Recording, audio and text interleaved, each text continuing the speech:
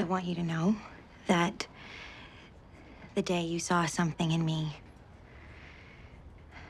my whole life changed. And since then, it's been my privilege to not only be at your side, but to be treated like a protege. And for you to be my mentor and my champion.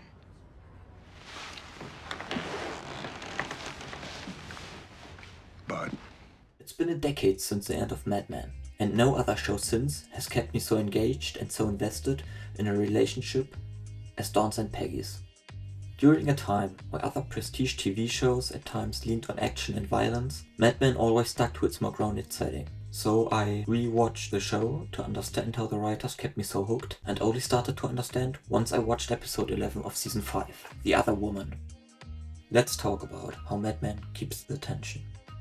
The agency is trying to sign Jaguar. Every agency on Madison Avenue is defined by the moment they got their car. When we land Jaguar, the world will know we've arrived. But one of the decision makers demands to sleep with Joanne as a trade. Joanne, disgusted by the offer, gets talked into it by the partners, except for Dawn, who is appalled and leaves the meeting.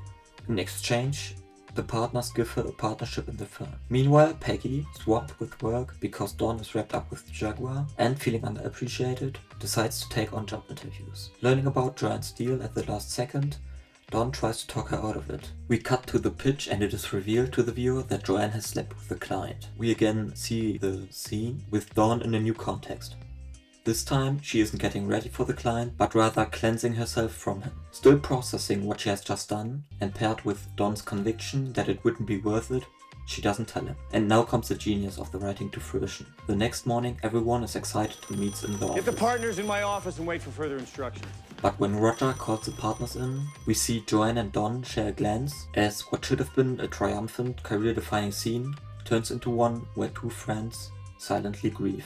The whole episode revolves around Jaguar, and thus Joanne's choice. By showing us 3 versions of the conversation between Dawn and her, the show manages to heighten the drama of that choice. And by having the resolution with other people around and in a different context, the writers manage to keep from releasing the tension, leading Dawn directly to his next pivotal scene with Peggy. There is no catharsis for Dawn or Joanne. I think that is what I love most about Mad Men. It's no coincidence that the highest rated episode is the one where Dawn shares his grief with Peggy at night in an empty office. Their job and their characters don't allow for it. Whenever a character yearns for acknowledgement or empathy, they get rejected by some witticism or by a character just walking away. The tension is always kept.